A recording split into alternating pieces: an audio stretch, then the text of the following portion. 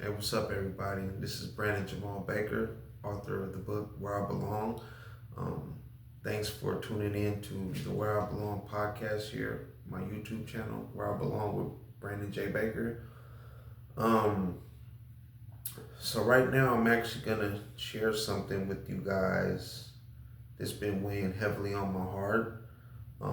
It's never an easy subject for me to talk about, but I just believe that if it's on my heart, then I have to be obedient to the will of God and share what is on my heart. I believe I owe it to everyone out there that is watching for me to be vulnerable and transparent. That's the only thing I know how to do. That's me being my authentic self.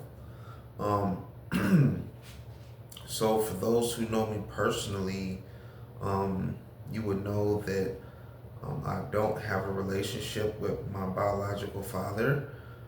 Um, It's been that way for a long, long time now. I have no ill will in my heart towards him.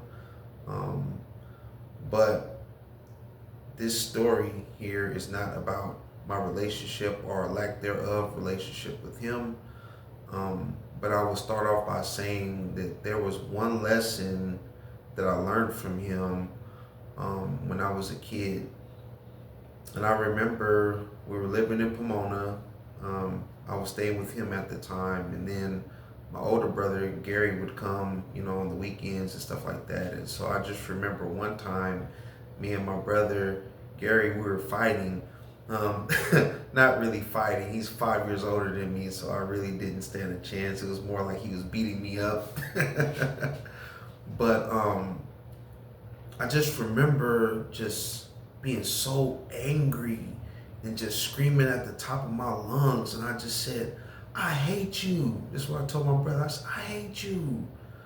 Um, and then I just remember, my dad coming in and saying, like, apologize to your brother. And he said, you know, I don't ever want to hear you use that word, I hate you. Um, he said to your brother, he said, because God forbid if something was to happen to him, just think if that was the last thing you ever said to him was, I hate you. And the regret that, you're going to carry for the rest of your life. Um, and so that is something that just like really stayed with me. I make sure like, not to use that kind of language or just to think about what if this is the last time I speak to someone? Um, because I don't want to have to carry that regret. Um, and maybe there's some of you out there who is carrying some kind of regret. Um, but hopefully, there's more of you out there who are in a situation where they don't have to live with regret because they still have, loved ones in their life. And even if the situation isn't the best, the relationship isn't the best, um, I just, I'm thankful that you have an opportunity to open your heart to, um, be mindful not to hold on to these grudges, because that callousness that is in the hearts of some will lead those to drown in sorrow eventually. And I talked about this in one of the earlier videos about everyone coming into your life for a reason. And it's important for us to get these lessons because if not, that person eventually is going to leave from here and, it's going to leave us with regret. And so the story I'm going to talk about is my mother. For those that know me, they know my mother passed away back in 2016. Um, so for those of you that don't know, yes, I lost my mother back in 2016, May 9th, 2016. Um, and the only thing I could think about is like that regret. And the regret that I have is that the last conversation I had with my mother was an argument. Um, and I really wish that I can go back in time and have a different conversation with her. The insight that I have now, I wish I had it then. I wish I had it within me to extend more compassion, love, and grace instead of that inner child that was in me, that felt like his needs weren't met, that felt that he wasn't being heard in this time, and made the situation about him instead of making the situation about her and her trauma and what she was going through. Yeah, so um, it's just really hard for me. I carry that all the time, and so, um, you only get one mother. It's really true. I remember, my pops, Thomas, those that know, like, I don't consider him my stepdad. That's my dad. That's my pops. He raised me. I love him. He's my favorite person in the world. And really it's because he never lied to me. Like, he used to give these long lectures and I didn't want to hear anything. It was in one ear and out the other. But one thing I will say is that, like, as I got older and I look back and reflect on everything, I'm like, everything you told me, it came to pass. But one thing he always used to tell me was like, man, you only get one mother. He was like, you only get one, And so when you're out there running the streets, your mom is not tripping, when she's, confronting you about this. She's really worried about you, and it's really true. You only get one. And so I think about, in if any of you out there, have ever been to a 12-step meeting, they talk about, making amends and who's on your list. And some people will say, like, like victims of their crime, people that they've harmed. Um, some people put themselves on there first on that list. But for me, first on my list is always my mother, Teresa Ann Smith. I want to bring her here to this space and just honor her, love her, and I really miss her. Like, there's not a day that goes by that I don't feel her presence. And I like to believe that she's still here. And if you've never met her, I just, want you to know, like, the kind of woman that, she is, always greeted people with a smile. And people talk about my smile, but I know I got that from my mother. But number one on my list would have to be my mother. I think about, the trauma that she experienced every time when I was a kid, when, I got suspended from school or something, and the teachers, principals called the house and, Miss Smith, come get Brandon, he's in trouble again, and like what that must have felt like for her. Me getting caught stealing out of a store, what did that feel like for her, or her having to discipline me, what did that feel like for her? My experience in juvenile incarceration, I talked about spending 2 years and 8 months in juvenile halls and camps, and my experience, but what was that like for her? I haven't talked about yet, but we'll get there, one day, when I experienced homelessness at the age of 18. I mean, at the age of 15, my mother kicked me out the house. And as hard as it was for me to be sleeping on those park benches and bus stops and stealing cars and sleep in the back seat, how hard was it for her to have a 15-year-old child, running around out there, not knowing, what he was dealing with, and then to be sent to prison at the age of 18, life without the possibility of parole, and to see everyone in the courtroom crying. I mean, my grandmother, aunts, uncles, my friends, brothers and sisters. I mean, everybody was in the courtroom crying, hysterically crying. And my mom just had just a stone like wall on her face, was just like no emotions were shown, but we made eye contact and I knew exactly what she was saying. Just like, you got to figure out how to get out of there, and I really wish she could have seen me come home. I think that's something that I always will regret. She never even got to see me change my life. Even to the day that, she passed away, I was still, in my criminality. And for those of you out there that still have, your mothers, you have an opportunity to truly honor them.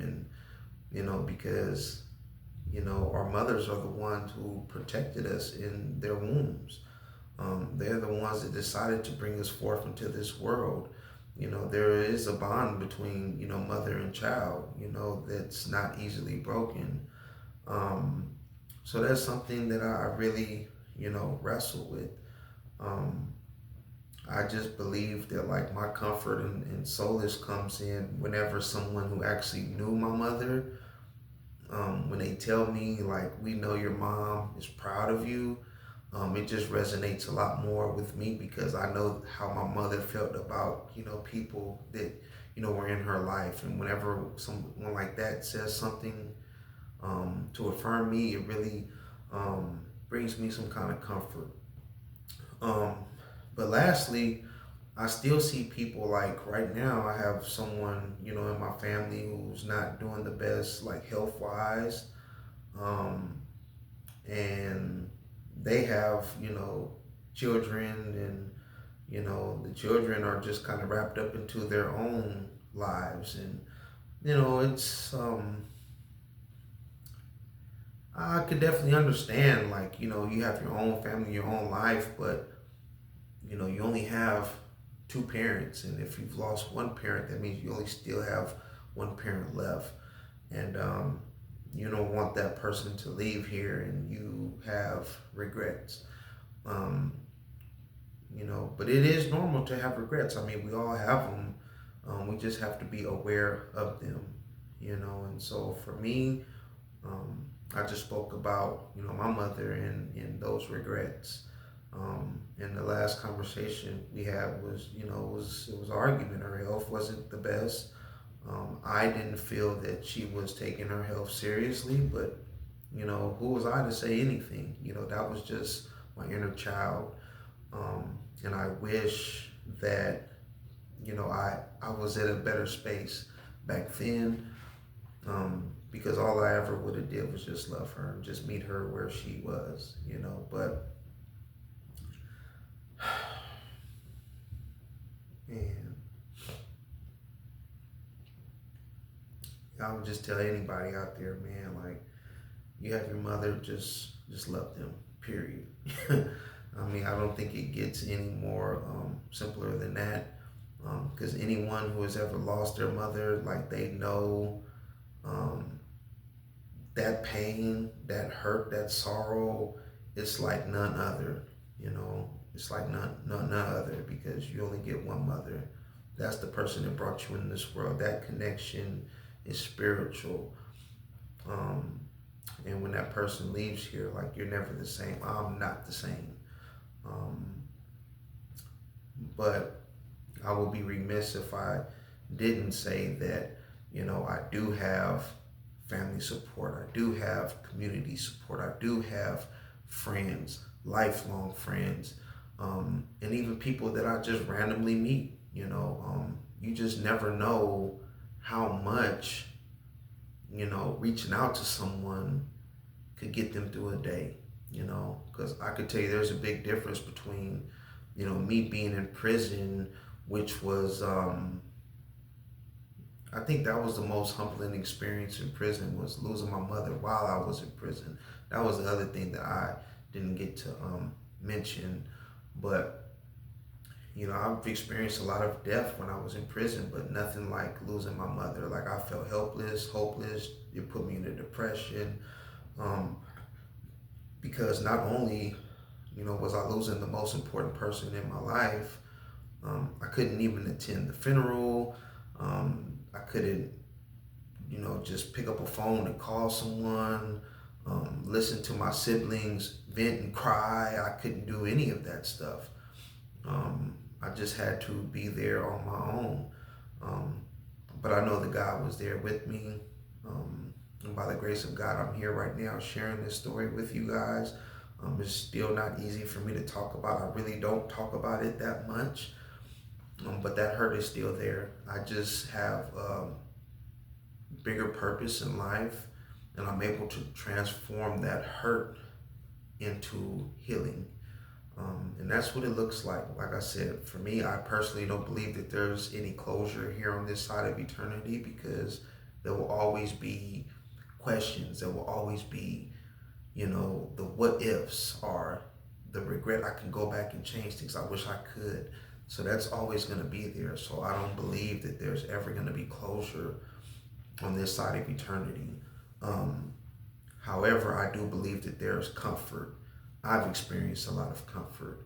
Um, so I would just say, once again, going back to the point I made, not too long ago, is that, check in with your friends, check in with your family, see how they're doing, because it goes a long way.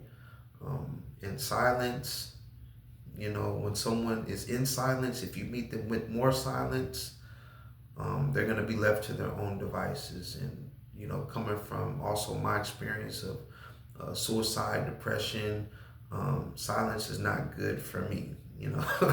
It might be for someone else, but for me, like, I know, like, I was left to my own devices and it was not good. And this is why I'm speaking up now, because people don't care what you know until they know that you care. And if you're watching this right now, I want you to know that I care. This is not a game. This is real life. This is reality. I've been through it, and I'm here, so we can get through it together. So once again, I just thank you for taking this time with me. Thank you for being patient with me. Being vulnerable is not really an easy thing to do. It's not natural for me. But in the spiritual realm, it is natural, because that's our essence. When a baby's coming into the world and they're crying, that is the highest form of vulnerability. It's the natural language. And so somewhere in life, we got away from that. But you and I have the agency, the authority to get back to that. So let's be vulnerable. If you like this video, feel free to like, comment, share, subscribe to the channel. Like I said, this is not me trying to foster any support from anyone. This is just a matter of you and I connecting,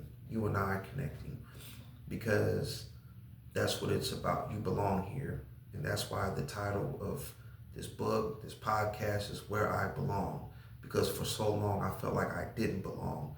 Not in a certain space, not in a certain club, not with a certain crowd, but I felt like I didn't belong in this world.